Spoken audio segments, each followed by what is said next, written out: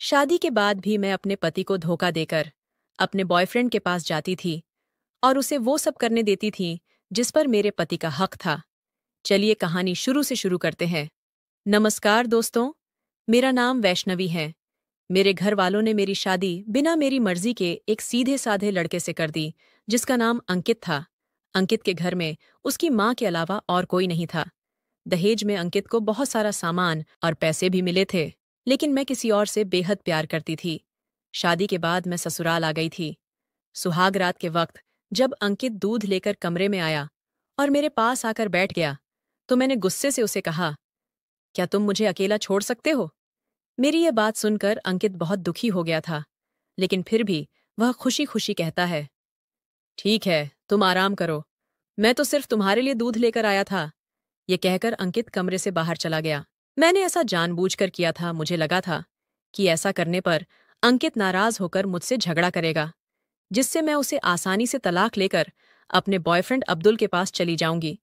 लेकिन ऐसा तो कुछ हो ही नहीं पाया।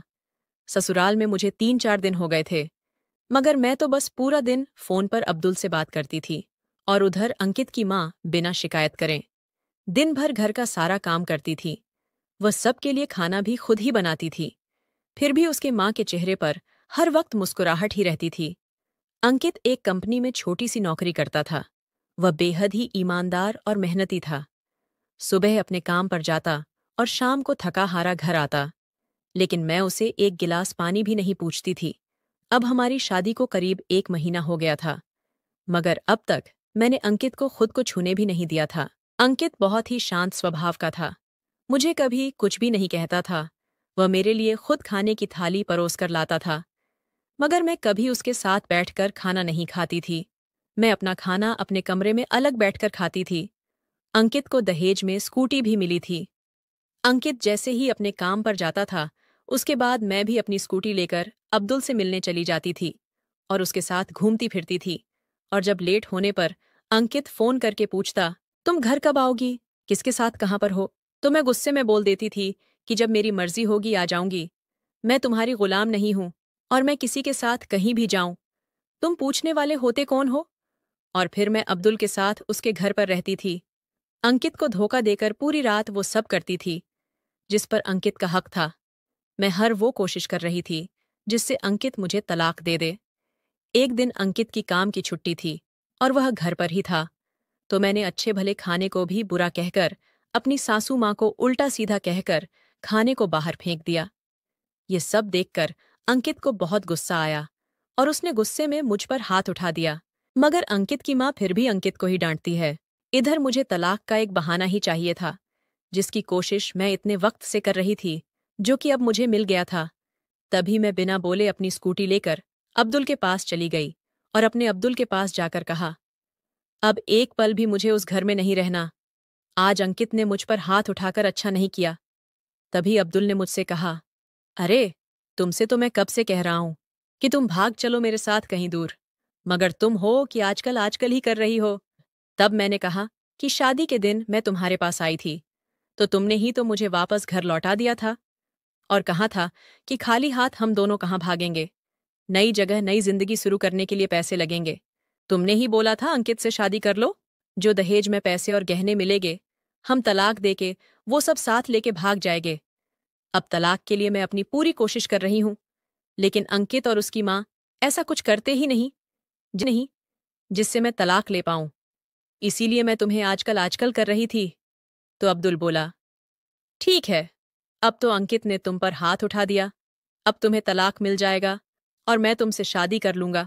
मगर तुम एक काम करो, कम से कम 5 लाख रुपए और शादी के सारे गहनों का कल शाम तक इंतजाम कर लो। मैं तुम्हें एक होटल का पता दे रहा हूं, तुम उस होटल में रात को 10 बजे तक पहुंच जाना। मैंने कहा ठीक है, मगर सारे पैसे और गहने उस गवार अंकित की माँ ने अलमारी में लॉक कर रखे हैं। मगर मैं जैसे तैसे उस अलमारी की चाबी लेकर सारे पैसे निकालकर तुम्हारे पास हमेशा हमेशा के लिए कल आ जाऊंगी। ये कहकर मैं अपने ससुराल आ गई। मैंने अगले दिन अपने पति और सास से बहुत लड़ाई की और मैं उन पर खूब चिल्लाई और अपने कमरे में आ गई और दरवाज़ा लॉक कर लिया। अब्दुल का फ़ोन पर मैसेज आया कि कब आ रही हो पैसे लेकर। मैंने मैसेज का जवाब दिया, मैं वक्त पर आ जाऊंगी। तभी अंकित दरवाज़ा खटखटाता है और कहता है कि खाना खा लो। मैंने कहा, मैं खाना तब खाऊंगी जब मुझे इस अलमारी की चाबी दे दोगे। अंकित ने उसकी माँ से चाबी लेकर दरवाजे के नीचे से चाबी देकर कहा, ये लो चाबी, और अपना काम करके खाना खा लेना, क्योंकि अभी तक मैंने और माँ ने भी खाना नहीं खाया। माँ ने कहा है हम आज साथ बैठकर खाना खाएंगे, तो मैंने कह दिया, माँ और तुम खाना खा लो, मैं बाहर से खाना खाकर आई हूँ। मैंने जल्दी से चाबी को उठाकर अलमारी खोली। अलमारी में दहेज के पूरे पैसे और सारे गहने रखे थे। मैं खुश हो गई कि अब मैं आज़ाद हो जाऊंगी। तभी मेरी नज़र पैसों के साथ रखी एक डायरी पर पड़ी। जब मैंने उसे खोलकर पढ़ा तो उसमें लिखा था, वैष्णवी, मुझे और तुम्हारे पिताजी को पता है कि तुम किसी और लड़के से बेहद प्यार करती हो, मगर तुम्हारे पिताजी ने पता लगाया है कि जिससे तुम प्यार करती हो उसकी पहले भी एक बार शादी हो चुकी है और वह लड़का बहुत सी लड़कियों को धोखा भी दे चुका है। पर आपके पिताजी आपको उस लड़के के बारे में कुछ भी न बता सके, क्योंकि उन्हें पता था कि यह जो इश्क का नशा है वह हमेशा अपनों को गैर और गैरों को अपना बना देता है।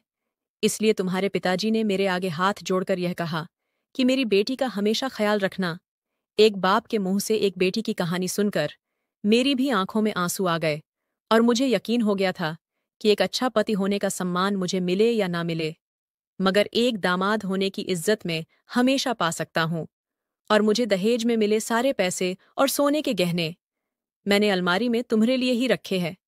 जो तुम्हें ठीक लगे तुम इनके साथ कर सकती हो। और उस डायरी में यह भी लिखा था कि तुम मुझसे आज़ाद हो और तुम कहीं भी जा सकती हो। डायरी के बीच के पन्नों में तलाक के पेपर रखे हैं, जहां मैंने पहले ही अपने साइन कर दिए हैं कि जब तुम्हें लगे कि अब इस गवार के साथ नहीं रहना, तब तुम भी इस तलाक के पेपर पर साइन करके अपने सारे पैसे और जेवर लेकर जा सकती हो। मैं डायरी पढ़कर हैरान थी। मेरे गवार पति के शब्दों ने मेरे दिल को छू लिया था। अब मैं ना चाहते हुए भी अंकित के अनदेखे प्यार को महसूस करने लगी थी। डायरी में आगे लिखा था कि मैंने तुम्हें इसलिए मारा क्योंकि आपने माँ को गाली दी, और जो बेटा खुद के आगे अपनी माँ की बेइज्जती होते सहन कर ले, फिर वह बेटा ही कैसा। इसलिए मुझे माफ कर देना, क्योंकि मेरे लिए माँ का दर्जा सबसे बड़ा है। और डायरी की आखिरी लाइन में तो मेरा कलेजा ही फट गया। उसमें लिखा था कि वैष्णवी, मैं जानता हूँ कि तुम रात भर अपने किसी दोस्त के घर नहीं, बल्कि अपने बॉयफ्रेंड अब्दुल के पास जाती हो और उसके साथ वो सब करती हो जिस पर सिर्फ मेरा हक है। वैष्णवी, तुम सोच भी नहीं सकती कि मुझे कैसा लगता होगा। मुझे कितना दर्द होता है कि मेरी बीवी मेरे होते हुए किसी और मर्द के साथ हमबिस्तर हो रही है, और मैं सब जानते हुए भी कुछ नहीं कर पा रहा। लेकिन मैं तुम्हें इसलिए नहीं रोकता क्योंकि आपको मैं दुल्हन बनाकर अपना हमसफर बनाने लाया हूं, न कि आपसे जोर जबरदस्ती करने। अब फैसला तुम्हारे ही हाथों में है। मुझे मेरी गलतियों का एहसास हो गया। मुझे खुद से नफरत होने लगी कि मैं यह सब क्या कर रही थी। मैं अपनी जिंदगी खुद बर्बाद कर रही थी। लेकिन तभी अब्दुल का फोन आता है। मुझे भी अब्दुल का सच जानना था। क्या डेयरी में लिखी हुई बात सही थी या नहीं? मैंने अब्दुल को बोला कि मुझे पैसे और गहने नहीं मिले, मैं उनके बिना ही आ रही हूं, हम भागकर शादी कर लेंगे। लेकिन अब्दुल ने साफ मना कर दिया और बोला कि जब पैसों का इंतजाम हो तभी आना, वरना मत आना। मैं समझ गई कि डेयरी में सच लिखा था। अब्दुल को बस मेरे पैसे, गहने और मेरा शरीर से प्यार था, न कि मुझसे। मुझे खुद से नफरत होने लगी कि अंकित जैसे सच्चे, नेक और प्यारे पति को धोखा देके अब्दुल जैसे लालची, चरित्रहीन और धोखेबाज आदमी के साथ थी। मैंने फैसला कर लिया, अब मैं एक अच्छी बीवी, बहू और माँ बन के दिखाऊंगी। अपनी सभी गलतियों को सही करूंगी। मैंने अपने फ़ोन को स्विच ऑफ करके फ़ोन का सिम कार्ड तोड़ दिया। मैंने रोते हुए अलमारी का सारा सामान जैसा था वैसे ही रख दिया। न जाने कब सो गई। अगले दिन मैं सुबह देर से जागी। सबसे पहले नहा धोकर मैंने साड़ी पहनी और फिर लंबा सा अपनी मांग में पहली बार सिंदूर लगाया, जबकि पहले कभी सिंदूर नहीं लगाती थी, ताकि किसी को यह पता न चल जाए कि मैं शादीशुदा है। मगर आज तो 10 किलोमीटर से भी दिखाई दे ऐसा सिंदूर लगाया। फिर मैंने अपना मंगलसूत्र पहनना और किचन में जाकर सासू माँ को जबरदस्ती कमरे में आराम करने भेज दिया और खुद अकेली सबका खाना बनाया। पहले सासू माँ को खाना खिलाया और अपनी सास का आशीर्वाद लिया और कहा कि आज से मैं आपको एक सर्वगुण संपन्न बहू बनके दिखाऊंगी। फिर स्कूटी लेकर अंकित के ऑफिस खाना लेकर पहुंची। मुझे देखकर अंकित हैरान हो गया और कहने लगे, सब ठीक है ना? माँ ने तुमसे कुछ कह तो नहीं दिया? अंकित सवाल पर सवाल पूछे जा रहा था। तभी अचानक मैंने सबके सामने अंकित के सीने से लिपट गई और कहा कि सब ठीक है, मगर मुझे तुमसे कुछ कहना है। अंकित ने कहा, हाँ कहो।